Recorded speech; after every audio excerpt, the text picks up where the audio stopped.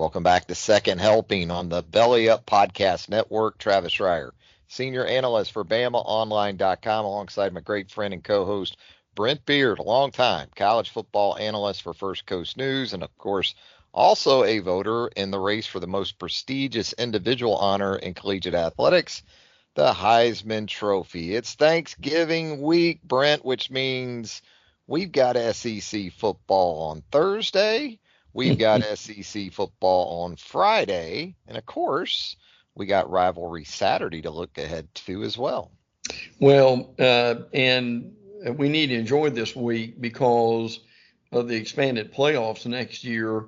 This week, next year, might be championship week. In other words, the SEC championship game might be 3 days from now instead of the usual time when it comes after Thanksgiving weekend. So we'll know more of the schedule, but there'll be plenty of changes.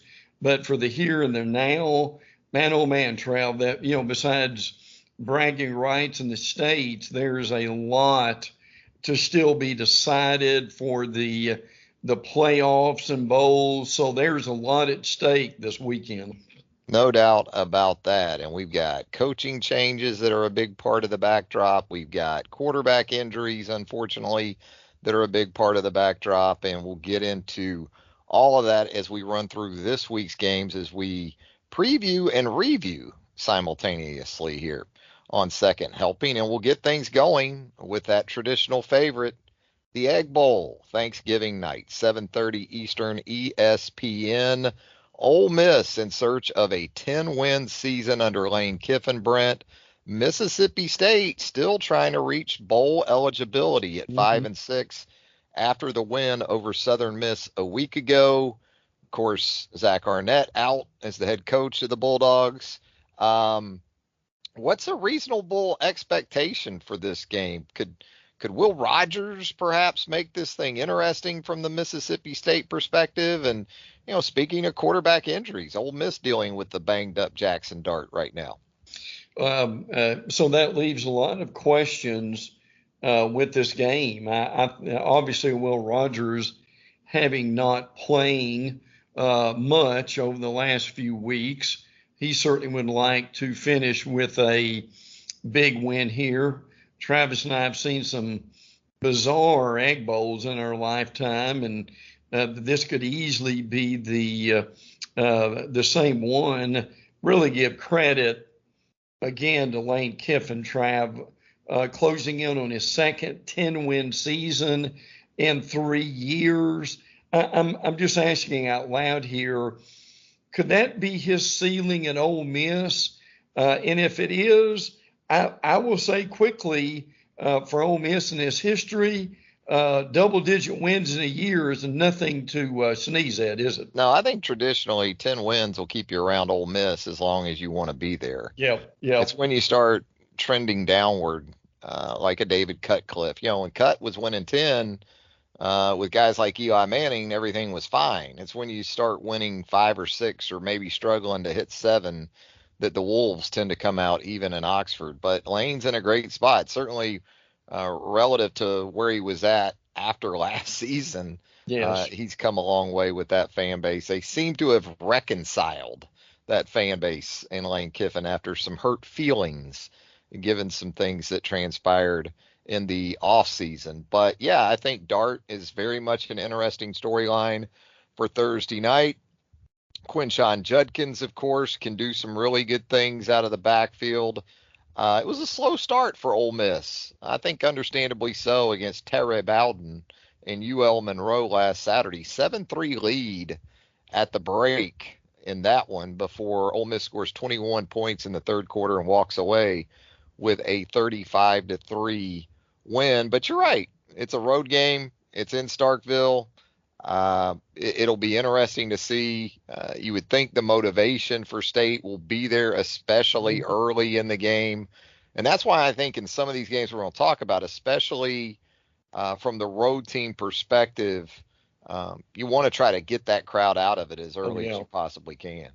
Well, and I think one thing we see in these rivalry games, and people always ask on the following day, well, boy, that was a surprise. Why are these games so close? Well, they're so close because you've got an underdog who maybe for the first time in a month is healthy and motivated and focused. So, Trav, I think that's why we see some of these games that are either upsets or near upsets throughout the week. Yeah, and a lot of these games we're going to talk about today involving SEC teams, the home team is the underdog. In some Yeah. instances, big underdogs, like the next game we're going to talk about, going from the home underdog Bulldogs in Mississippi State to the home underdog Hogs in Arkansas. The Razorbacks going to host Missouri, coming off that thrilling win over the Florida Gators last Saturday night. Improbable, I think it was safe to say, with about a minute 40 plus to go in that one in Como. Missouri wins its ninth game of the season in taking down the Gators. Meanwhile, Sam Pittman knows his fate as it relates to the 2024 season. So maybe it'll be a more relieved Arkansas team that we see on Friday afternoon there in Fayetteville. Well, we talked about double-digit wins a few minutes ago for Ole Miss, double-digit wins on the horizon for Missouri, and by the way, Trev, which the first time since 2014. So give Eli Drinkwitz a lot of credit, and boy, that Missouri offense with Schrader and Burden and Cook.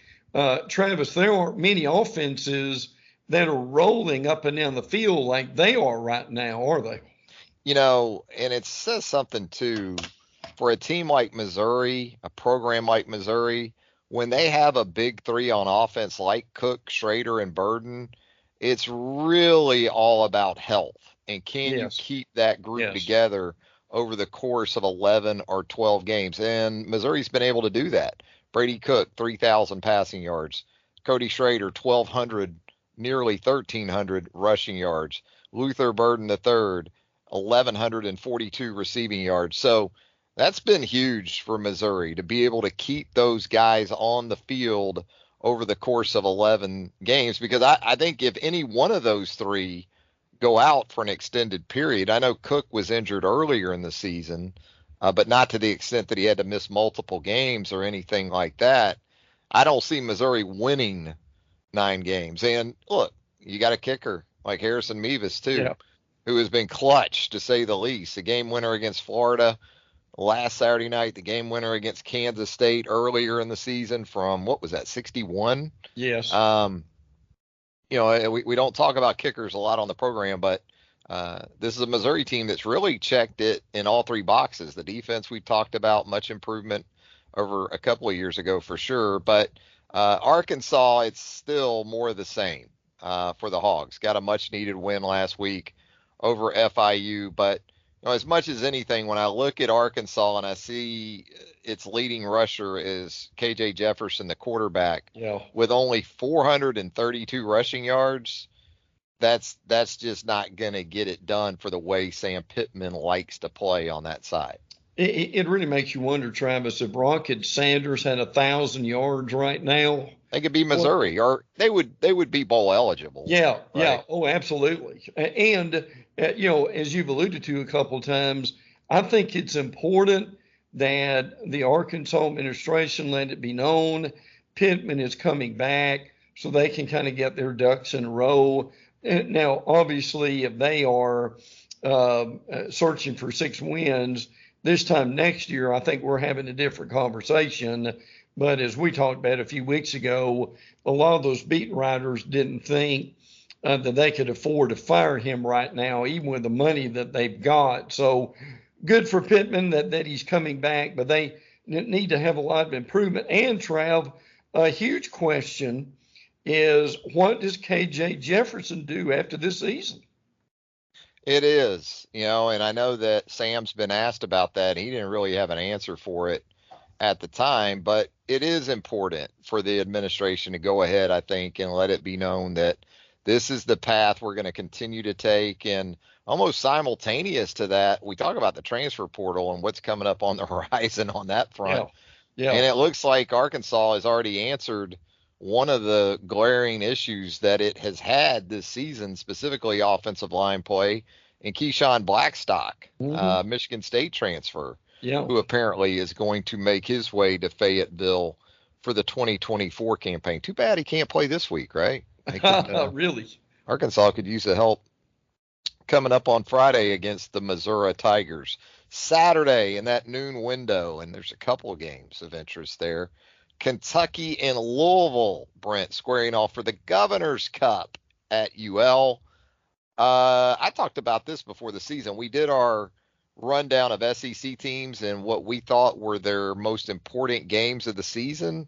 I went with Louisville, even though it wasn't a conference game, because Jeff Brohm was the new sheriff in town. That's right. Across the state at UL. And boy, Louisville now 10-1, top 10 team in year one under Brohm, playing in the ACC championship in a week's time is Louisville, and Kentucky really struggling down the stretch. Kentucky, Brent, has won the last 4 in a row in this series, 5 of the last 6, and in their last 3 games that they played on the road in this series, Kentucky has scored, I want to say, 41 or more on Louisville's turf. So this is going to be an interesting matchup in terms of whether or not Brohm can kind of shift things back into the way of the Cardinals. Well, it's amazing what he's done. Now, there have been some questions come up this week. Now, look, Mark Stoops is not going anywhere, but some of the beat writers have pointed out that he is 7-8, Trav, since signing that big contract last November that made him the 7th highest paid coach. But they've got to try to end the season feeling better about themselves. Devin Leary was certainly not the guy or that would hook up with Liam Cohen, the offensive coordinator. Ray Davis was great at times this year, and there are other times he was almost non-existent. So I think it's a really important offseason for Kentucky. And Trav, I'll go even beyond this game with the Louisville, with the job that Jeff Brohm has done. Travis, would it shock you next week if Louisville beats FSU in that ACC title game? Not with Jordan Travis out, it wouldn't. And it's a Florida State team, even with Travis when he was healthy, that wasn't exactly seemingly hitting on all cylinders. Struggled with Miami. No, that wouldn't surprise me. I think Florida State's got the better team, but in terms of who's playing the best at the right time of the year, Louisville might be more of that team here in late November. Big game, I think, for Kentucky. I think for Mark Stoops. Again, as you said, and I reiterate, no chance of Mark Stoops being in trouble from a job perspective or a hot seat perspective, but just in sort of maintaining that presence as the program in that state and in this rivalry. Saturday is big for Stoops and Big Blue. Also at noon Eastern on Saturday on ESPN, Texas A&M travels to LSU. You know, in the midst of all this stuff involving Jimbo Fisher and the quarterback injuries, the Aggies are a 7-win team with a chance to win 8. You know, at 8-4 could be in a pretty good spot as far as postseason bowl selection is concerned. But, you know, LSU, of course, a highlight a second under Jayden Daniels. Daniels trying to put in one more strong performance. I think it's important, too, because he doesn't have championship Saturday. He doesn't. To work off of in terms of his Heisman candidacy. So he needs to make a lasting impression on people like yourself who will be casting those ballots. Texas A&M, hey, you know, let's talk about what they've been able to do, even with those injuries on the offensive side, and what they've been able to get out of Jalen Henderson at quarterback. The Fresno State transfer has come in and played some pretty good football. Yes. It's amazing how Uh, Boy, you need depth in this league at quarterback, don't you, Trav? It's like the NFL now. Yeah, Like yeah. we're seeing teams like the Jets and the Browns, and they lose these star quarterbacks, and then the focus shifts immediately to, okay, who did you bring in as a backup in the offseason? Oh, yeah. And I don't think anybody gave any thought to Jalen Henderson, when he came in. Not at I'd never all. heard of the guy No, until now, and no. here he is. That's right. Gives A&M at least a shot this week. He does. And by the way, the Jayden Daniels numbers are amazing. In the last two games, 1,100 yards and 13 touchdowns. Some guys don't have that, Trav, in a year. But look, we say this every year. When you look at LSU, I mean, they've got dudes on that team. I mean, Malik Neighbors and Brian Thomas, 1,000 yards apiece. But and I remember you saying this last year, with all the credit that LSU gets, and they deserve a lot of that, you still got multiple losses. Yeah, And this team, three losses or more each of the last two seasons. and this team is not gone under Kelly as they thought it would. And Trev, I'm just going to throw this out here because it's pretty interesting. How about Evan Stewart of A&M being in the transfer portal? Bama mentioned as a possibility. Trev, I don't think it'll take long for Evan Stewart's phone to be ringing and getting some offers. Yeah, and when we say offers, NIL probably going to be Absolutely. a part of that. Literally offers for Evan Stewart if in fact it plays out that way. Kind of a disappointment because you anticipated this game in terms of wide receiver cores: Brian Thomas, Malik Neighbors, those guys, Lacey, the rest of those guys for LSU, and then A&M with Evan Stewart, Anais Smith, Noah Thomas. Moose Muhammad has had to step it up here in the last week or so for the Aggies. So be very interesting from that perspective. And I think, another matchup too, that LSU offensive line, considered to be one of the very best in the SEC, going against that A&M defensive front seven. Should be one worth your time there at high noon on Saturday. Again, that's an ESPN game. How about that 3:30 window, Brent? The Iron Bowl. Annually. I guess this is the last time on CBS. It is. For the Iron Bowl. It is. Man, there's been some big Iron Bowls on CBS. You can go back to even the 89 game when Auburn finally got the Iron Bowl on campus. That was a CBS game. I think that was Jim Nance and maybe Terry Donahue. Well, I'm going back a few years with that duo on the call from the Plains. But Alabama, this is an interesting team, Brent, because after the USF game there in September, I think most people figured this is the Alabama team for the first time in a decade and a half or so that's going to really struggle to get to 10 wins, including a bowl game. And now here Alabama sits with a regular season game to go, the SEC championship, and the potential for maybe even two more games after that, right here where it always seems to be under Nick Saban, Brent, with those 10 wins. I don't think Saban gets enough credit for winning 10 games a year at least. 16 straight 10-win season. I mean, that's remarkable to be able to think about it. On paper, certainly Alabama is the better team, but they played on grass. So, and look, Auburn had such a debacle last week, an embarrassing loss. And I give Jerry Kill a lot of credit at New Mexico State for what he's done with that program. And they'll play harder and they'll be more focused and so forth. But I do think by the third quarter that if Alabama does not turn the ball over, that they will that they'll start taking over the game. Some of the Bama beat writers have told me over the years that Nick Saban gets a little tighter for this game and maybe over coaches. I mean, that's something kind of to watch a little bit. But again, Hugh Freeze just trying to get his sea legs at Auburn. This would certainly help him a lot. He's finally decided more on a quarterback and going with Peyton Thorne. Jarquez Hunter is somebody Bama needs to be very aware of on every given play. And again, Auburn would like to upset certainly Alabama's plans for the year. And, Trav, the amazing thing again about the expanded playoff, if we were there a year from now, there would not be that kind of pressure because Alabama would be already in the playoffs, and this game would be basically for seeding.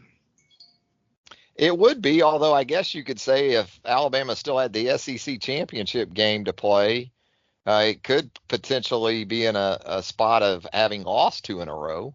Yeah, going true. into a playoff seeding, and with a loss already, maybe 10-3 instead of 11-2 Yeah, or good point. 12-1. I think Alabama probably still hangs on to a 12 spot in that scenario, but something it probably would rather not try to find out firsthand in a year's time, I guess. But when I think of this Auburn team, the problem I have for the upset bid this week is you've got to be able to produce some explosive plays. Yes. And you said it. Jarquez Hunter can do that at the running back position. But when Auburn throws the football, where is it going to come from? Yes. In 7 SEC games so far this season, Auburn has 12 pass plays of 20 yards or more. In 7 league games. I mean, that's not 2 a game. Yeah. And when you think about the era of football we're in right now, it's 2.5 for most of these teams, at least.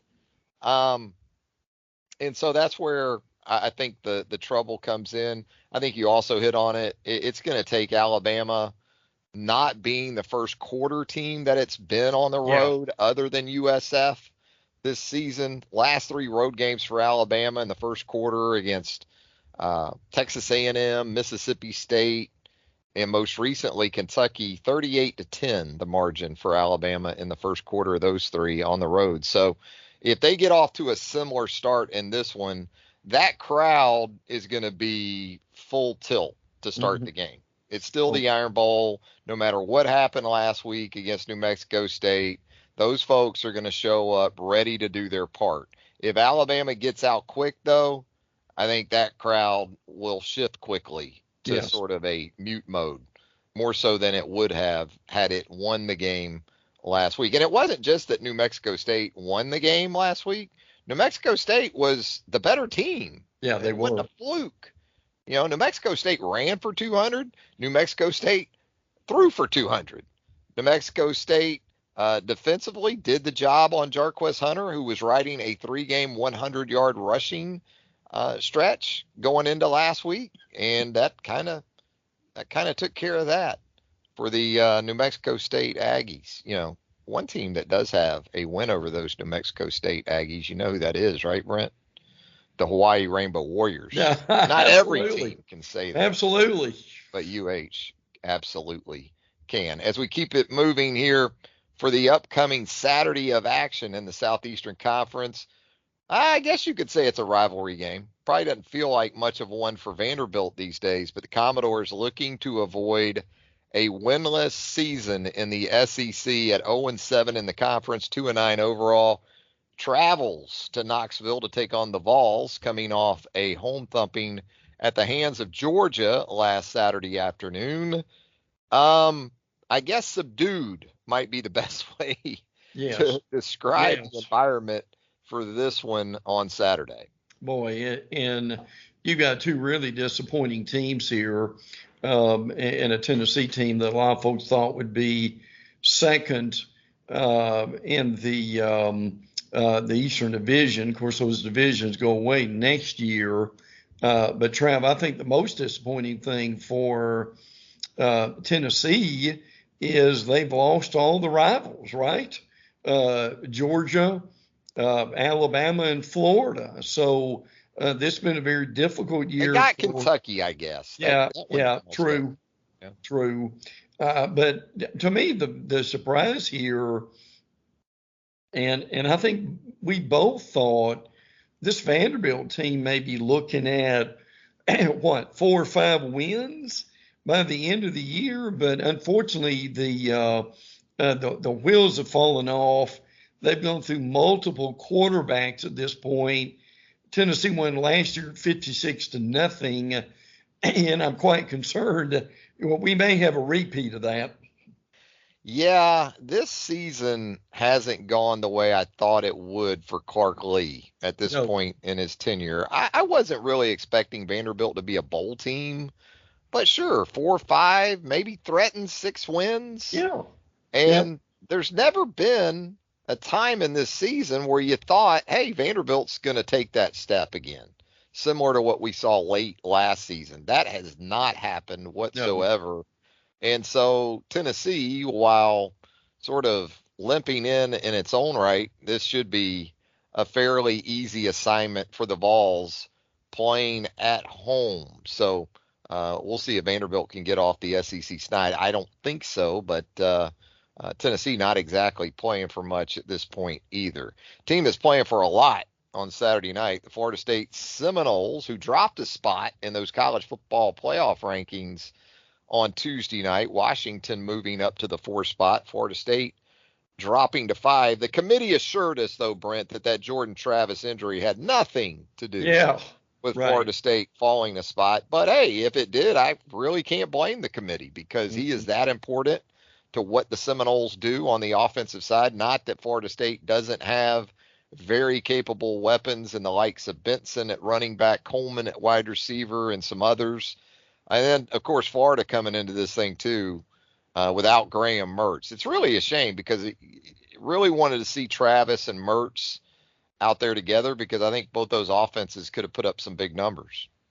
I think, frankly, if Mertz had played, you may have seen some people pick the upset, particularly with the game being in Gainesville. Florida still trying to get bowl eligible. Florida State wanting to continue to be undefeated. Tate Rodemaker is the quarterback for FSU. Now, he's not a total stranger.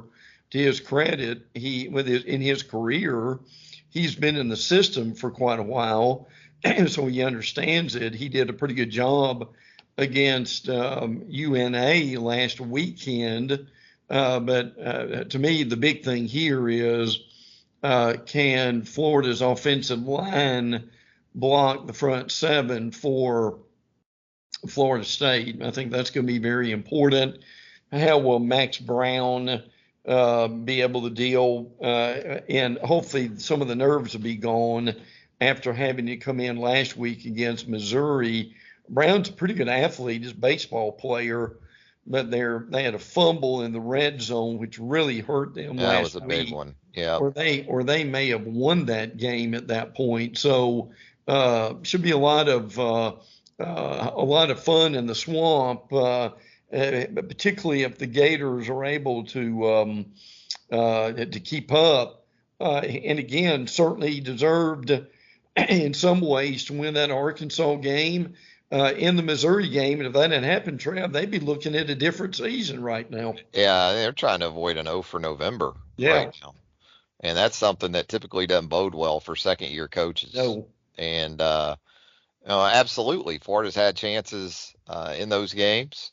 It feels like a shame when you've got backs like Johnson and Etienne that this is kind of where you're at in your season because those guys can flat out go. Now, Brown's going to give you some things, as you said, good athlete. So perhaps we see him utilized in that way. And probably some care has to be given to that potential scenario because I don't know who you go with if you don't have Brown, if something happens to him really from a quarterback depth perspective. But yeah, the psyche of Florida in this game, I think Florida State's probably exactly what they need. Because if this was Vanderbilt or a South Carolina or someone like that this week, it could be maybe even more of a problem than it's going to be knowing that Florida State, even without Travis, is going to bring a big challenge to the swamp. So the problem with Florida at this point is that I don't know a Florida fan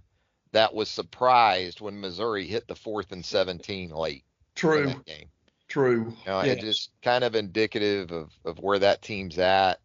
And then from a recruiting perspective, Napier and that staff really got to hang on to what they worked so hard to put together to this point, because I know they've had some defections of late. That's the one thing that he can really sell at this point, and that needs to continue to be the case even beyond this game against Florida State. Also in prime time on Saturday night, another SEC. We've got SEC ACC challenge in the prime time hours, don't we? Florida State, Florida, and also Georgia Tech. The Dogs, first of 2 trips in a row to the ATL. This one Good to take point. on the bowl eligible Rambling Wreck of Brent Key. Impressive job by Brent Key in taking over that situation. I'll tell you something else too.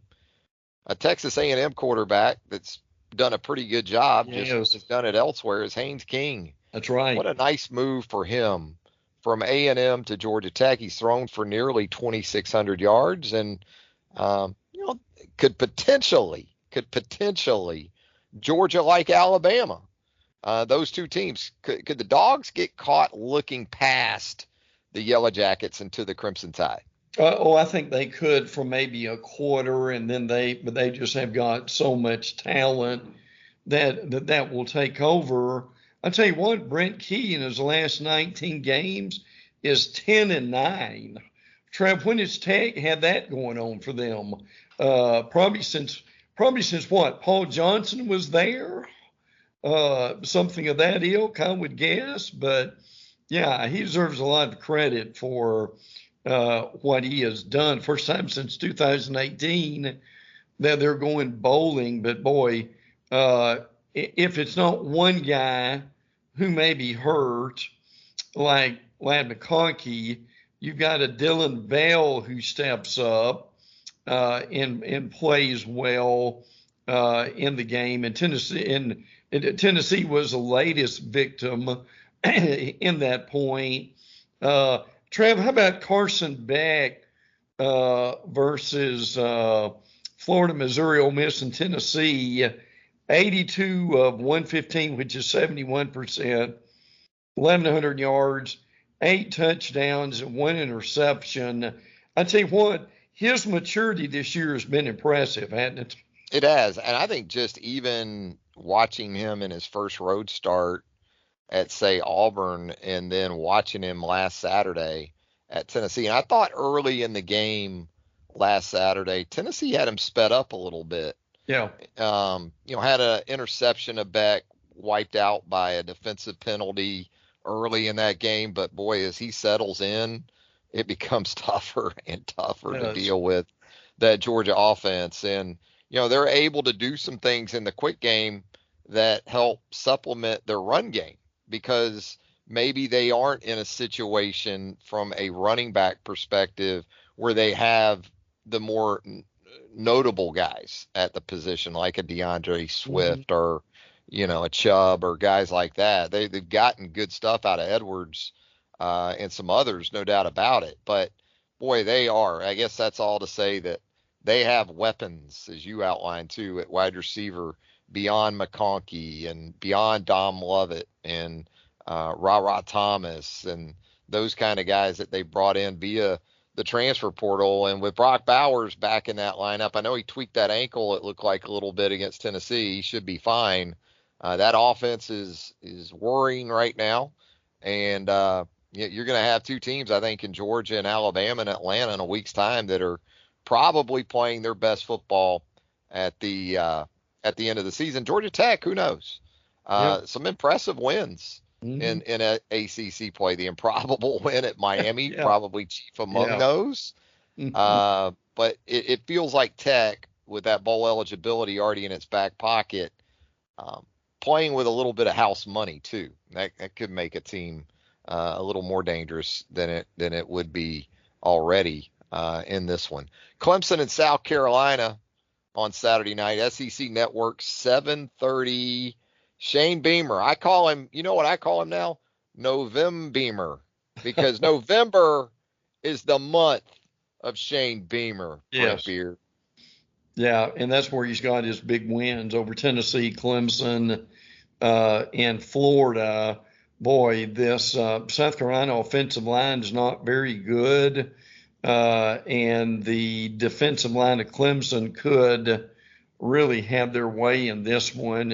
And you touched on this over the season. I mean, Clemson has kind of found themselves. South Carolina has not. And boy, I don't know if I want to say wasted, but the Spencer Rattler and just not getting the support and where he could have gone maybe and taken this team if they would have had some help with their own explosive plays and better, frankly, defensively. And I don't think Beamer's in any trouble at this point. And I don't really want to say he's going to have to start over again. But I think, Trav, it really kind of makes you wonder where South Carolina is going after this season. It does. And again, I just feel like the play of Spencer Rattler these last couple of seasons has been tremendously undervalued. Yes. I think whatever South Carolina has had a chance to be, these last two seasons are due almost entirely to Spencer Rattler. So we'll see where the Gamecocks go from that perspective. I'm interested to see where Clemson goes in some ways too.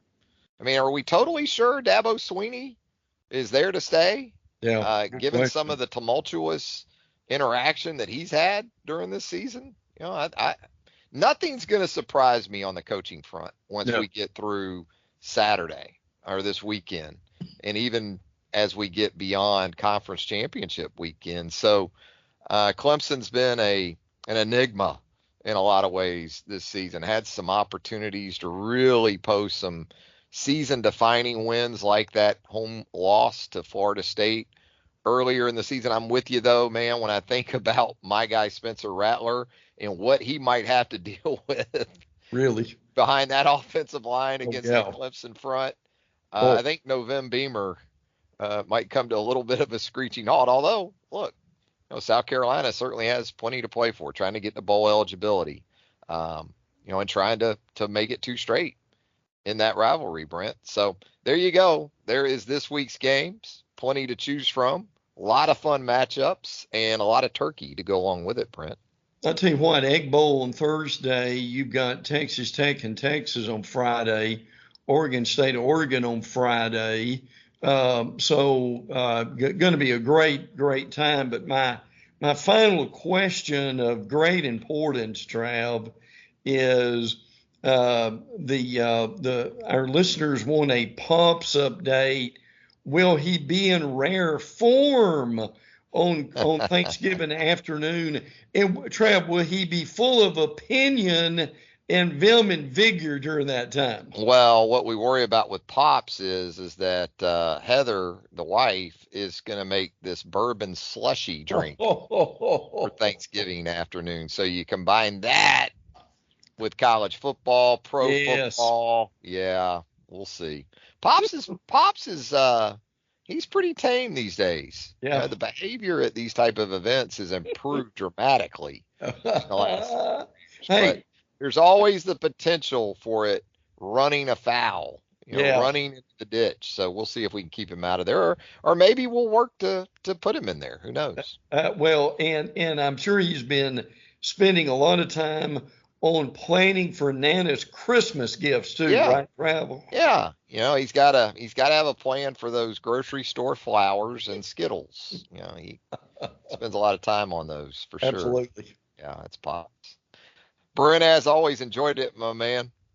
Me too, brother. Well, we will talk next week, and it should be very interesting what we learn from the weekend. Oof, we should learn a lot, no doubt about that. For Brent Beaird, we thank you as well for joining us right here on Second Helping, the podcast of choice of fans and followers of the number one league in all of collegiate athletics, the Southeastern Conference, executive producer Bill Oakley, and, of course, our friends at the Belly Up Podcast Network. For Brent, Travis, have a great Thanksgiving. Be safe out there, everybody. Until next time, so long.